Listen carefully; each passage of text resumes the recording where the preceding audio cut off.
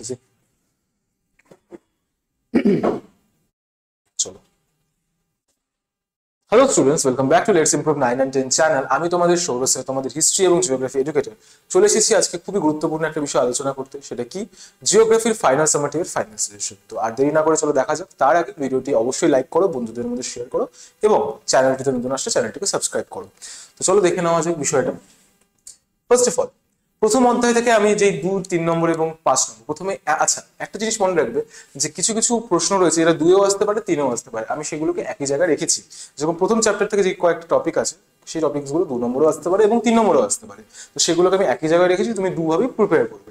এবং 5 নম্বরের জন্য যেই প্রশ্নগুলো আছে সেগুলোকে ইন্ডিভিজুয়ালি আলাদা করে প্রিপেয়ার করবে। প্রথম অধ্যায়ে যে ইম্পর্টেন্ট প্রশ্নগুলো হচ্ছে সেটা হচ্ছে জিওড বলতে কি বোঝো। এটা একটা ইম্পর্টেন্ট প্রশ্ন, ঠিক আছে।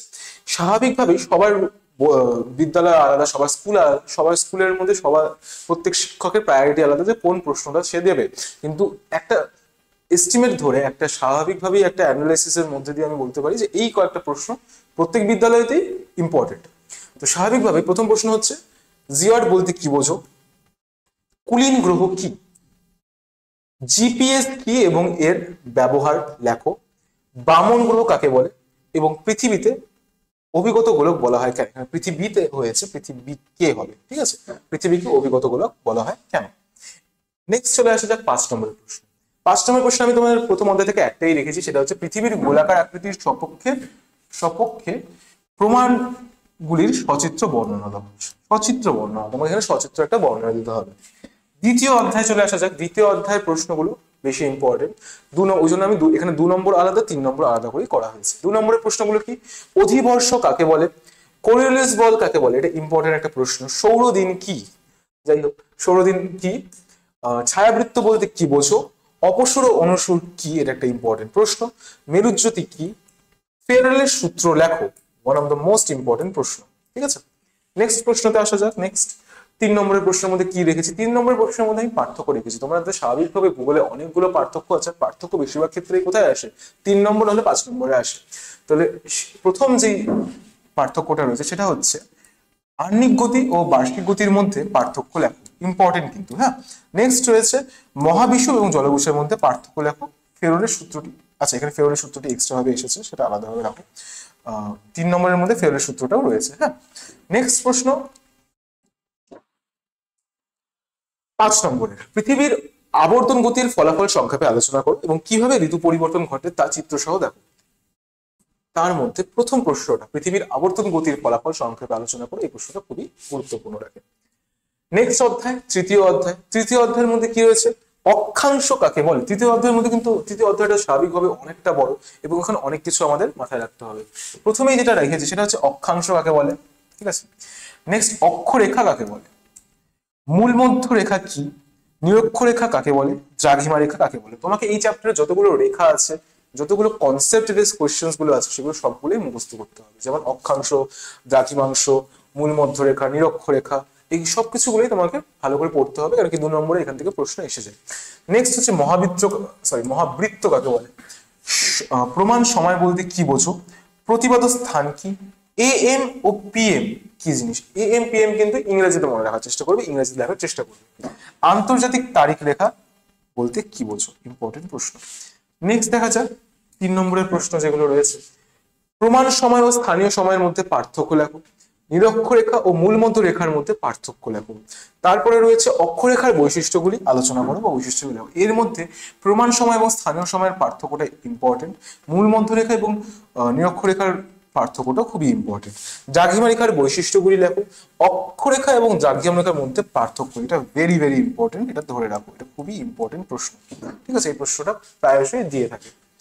নেক্সট দেখা যাক 5 নম্বরের জন্য। 5 নম্বরের জন্য প্রথমেই আমি রেখেছি এই চ্যাপ্টার থেকে দুটো জিনিস আসে, দ্রাঘিমা নির্ণয়, আইদার দ্রাঘিমা নির্ণয় একটা আসবে, নেক্সট হচ্ছে সময় তারিখ বা বার, যে কোনো একটা তোমাকে দিল। এমনও হলো যে একটা সময় দিয়ে দিল, এমনও হয়ে গেল যে শুধু বার দিয়ে দিল, বা এমন একটা দিয়ে দিল যে শুধু তারিখ তোমাকে নির্ণয় করতে হবে। একটা জায়গা দেওয়া আছে, তোমাকে জাস্ট ওখান থেকে তারিখটা বের করতে হবে। তো এই অঙ্কগুলো কিন্তু খুবই ইম্পর্টেন্ট, এটা ভুলবা না, ইম্পর্টেন্ট প্রশ্ন, স্বাভাবিকভাবেই এটা কিন্তু রাখবে, ইম্পর্টেন্ট প্রশ্ন স্বাভাবিকভাবে জিনিসটা রাখবে। এবং তার সাথে একটা জিনিস মনে রাখবে যে খুবই ধীরে সুস্থে খুবই ভালো করে অঙ্কগুলো করবে, নাহলে কিন্তু একটা ভুল এবং সম্পূর্ণ বিষয়টা ভুলে যাবে এবং নাম্বার পাবে। নেক্সট বিষয় কি আছে? নেক্সট বিষয় হচ্ছে চতুর্থ অধ্যায়। চতুর্থ অধ্যায়ের মধ্যে অনেক প্রশ্ন রয়েছে 2 নম্বরে, যেমন হচ্ছে মহিবাহক আলোড়ন কাকে বলে। আচ্ছা, প্রত্যেকটা আলোড়নের কিন্তু দিয়ে দিবে, উদাহরণ দিয়ে দেবে, ঠিক আছে? মানে যদি কোনো একটা রয়েছে, কোনো একটা কাকে বলে বলে কোনো একটা প্রশ্ন আছে এবং তার সাথে যদি উদাহরণ থাকে, তাহলে অবশ্যই সেই উদাহরণটা ব্যবহার করবে। নেক্সট হচ্ছে গিরোধিনী আলোড়ন আলোড়ন কাকে বলে, গ্রস্থ উপত্যকা কি, লোয়েস কাকে বলে, ইম্পর্টেন্ট একটা প্রশ্ন। ব্যবচ্ছিন্ন মালভূমি কাকে বলে, এটাও খুব ইম্পর্টেন্ট একটা প্রশ্ন।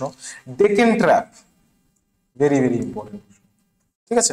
মোনাডনক এবং ইনসেলবার্জ কি, পিডমান্ট মালভূমি কাকে বলে। এই প্রশ্নগুলো তোমাকে ভালো করে প্রস্তুত করতে হবে 2 নম্বরের জন্য চতুর্থ অধ্যায় থেকে। নেক্সট 3 নম্বরের প্রশ্নের মধ্যে কি রয়েছে? 3 নম্বরের প্রশ্নের মধ্যে বেশিরভাগই রেখেছি কি, পার্থক্য। পার্থক্য কেন? কারণ কি পার্থক্য বেশিরভাগ 3 নম্বর প্রশ্নতেই আমরা লক্ষ্য করতে পারি। প্রথমেই যেটা রয়েছে, মহিভাবক ও গিরোজিনী আলোড়নের মধ্যে পার্থক্য লেখো, খুবই ইম্পর্টেন্ট। 3 নম্বর প্রশ্নতে আমরা প্রায় এইটা দেখতে পাই। নেক্সট কি রয়েছে, স্তূপ পর্বত ও গ্রস্ত উপত্যকার মধ্যে পার্থক্য আলোচনা করো। পর্বত বেষ্টিত মালভূমি ব্যবচ্ছিন্ন মালভূমির মধ্যে পার্থক্য বিশ্লেষণ করবো, পার্থক্য লেখো, এটাও ইম্পর্টেন্ট। বদ্বীপ সমভূমির বৈশিষ্ট্য আলোচনা করো। প্রশান্ত মহাসাগরে আগ্নেয় মেঘলা কি, এটাও খুবই ইম্পর্টেন্ট। যেগুলো আমি এক্সট্রা করে বলছি খুবই, এমনি তো সবগুলোই তোমার সাজেশনের মধ্যেই পড়ছে, কিন্তু যেগুলো আমি এক্সট্রা করে বলছি যেটা ইম্পর্টেন্ট, সেটাও কিন্তু মাথায় রাখবে, কিন্তু ওখান থেকে বেশি প্রশ্ন এসে যায়। নেক্সট হচ্ছে 5 নম্বরের প্রশ্ন, যার মধ্যে রয়েছে ভঙ্গিল পর্বতের সচিত্র বা চিত্র সহ আলোচনা করো, উৎপত্তি। এটা কিন্তু তোমার পাঁচ সঞ্চালন তত্ত্বের উপর দিয়ে ভিত্তি করে করবে, ঠিক আছে? পাঁচ সঞ্চালন তত্ত্ব, পাঁচ সঞ্চালন তত্ত্বের উপর জিনিসটা ভিত্তি করে যেই কমপ্লিট ব্যাখ্যাটা রয়েছে সেটাকেই চিত্রসহ তোমাকে দেখাতে হবে। নেক্সট হচ্ছে চিত্রসহ 3 প্রকার মালভূমির বর্ণনা। এটা আমি একটা আলাদা করে রেখেছি, কিন্তু এটার মধ্যে সবচেয়ে বেশি ইম্পর্টেন্ট হচ্ছে এই প্রশ্নটা 5 নম্বরের জন্য, যে ভূমির পর্বতের উৎপত্তি চিত্রসহ আলোচনা করো। এখন একটা বিষয় তোমাকে বুঝতে হবে যে আমাদের ভূগোলের অধ্যায় কিন্তু অনেকগুলো রয়েছে। এখন প্রত্যেকটা অধ্যায় ধরে যদি আমি তোমাদেরকে সাজেশন দিই, স্বাভাবিকভাবে একটা ভিডিওতে আমি সেটা কমপ্লিট করতে পারবো না। তো সেই জন্যই আমি তোমাদের বলছি যে আমাদের যে 9 and 10 এর চ্যানেলটা আছে, সেই চ্যানেলের মধ্যে তুমি যাও, সেই চ্যানেলে জয়েন হয়ে তুমি দেখতে পাবে আমার নাম লেখা আছে সৌরদীপ দে। তুমি সেখানে গিয়ে জাস্ট একটা নক করলে কি হবে, একটা মেসেজ হাই লিখে দেবো যে স্যার হাই, ক্লাস 9 আমার জিওগ্রাফি সাজেশনটা চাই। তো আমি কি করব, কমপ্লিট যে এতগুলো অধ্যায় আছে, অধ্যায়ের মধ্যে বাছাই করা যে সাজেশন আছে, ওটার কমপ্লিট পিডিএফ আমি তোমাকে দিয়ে দেবো। তুমি ক্লাস 9 এর চ্যানেলটাতে তুমি জয়েন হতে পারো, ক্লাস 9 এর চ্যানেলটা জয়েন হয়ে সেখানে আমাকে নক করতে পারবো। ইভেন 10 এর চ্যানেলটাতেও জয়েন হতে পারো, কারণ কি স্বাভাবিকভাবেই তোমরা পরবর্তী ক্লাস 10 এ উঠছো, কারণ কি এটা তোমাদের ফাইনাল সাবমিট। তো যেখানেই তুমি যাও সেখানে জয়েন হয়ে জাস্ট আমার নাম সার্চ করো সৌরদীপ দে, আমাকে জাস্ট একটা মেসেজ করো যে স্যার আমার ক্লাস 9 এর এই সাজেশনস গুলো চাই, প্লিজ আমাকে সেন্ড করে দেন। আমি তো যখনই দেখবো আমি তখনই সেই সাজেশনস গুলো তোমাদেরকে দিয়ে দেবো। তো সেই জন্যই আমি এত পর্যন্তই আজকের এই ভিডিওটা রাখছি। কেন কি একটা জিনিস বুঝতে হবে যে তোমাদের অধ্যায়গুলো সহজ না, সবচেয়ে ইম্পর্টেন্ট তো ভারত অধ্যায় রয়েছে, ওটাকে অনেকটা বিশদে আমি বিশ্লেষণ করে রেখেছি। তো একটা ভিডিওর মধ্যে সেটা সম্পূর্ণ আমি নিয়ে আসতে পারবো না। তো সেই জন্যই তোমরা জাস্ট আমাকে এক টেলিগ্রামে একটা নক করে দাও, আমি কমপ্লিট পিডিএফটা সেখান থেকে পাঠিয়ে দেবো। তো আজকের জন্য এতটুকুই। আশা করি তোমরা ভিডিও থেকে কোনো সমস্যা হয়নি, কোনো কিছু বুঝতে অসুবিধা হয়নি, সব প্রশ্নগুলোই তোমরা বুঝতে পেরেছো যে কোনটা ইম্পর্টেন্ট, কোনটা তোমাদেরকে পড়ার মধ্যে প্রস্তুতি রাখতে হবে। তো আজকের জন্য এতটুকুই, আবার দেখা হচ্ছে নতুন কোনো এক সেশনে। ততদিনের জন্য টাটা, ভালো করে পড়াশোনা।